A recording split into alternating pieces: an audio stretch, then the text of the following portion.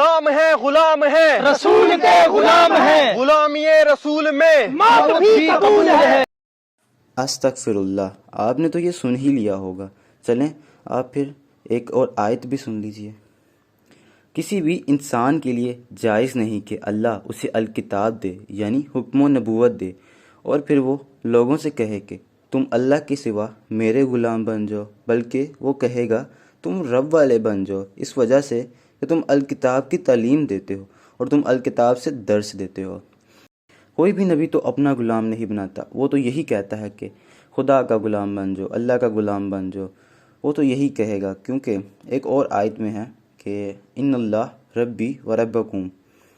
فاعبدوا ھذا صراط مستقیم، یقیناً اللہ ہی میرا رب ہے اور تمہارا بھی، بس تم اسی کی غلامی اختیار کرو، یہی سیدھا راستہ ہے۔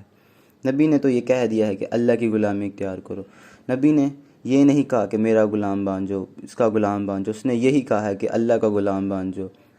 لہٰذا ایسے کلمات کہنے سے باز آ جائیں جن کا اللہ تعالیٰ نے قرآن میں ذکر تک نہیں کیا، اور نہ ہی یہ نبی کو کہنے کا حکم دیا،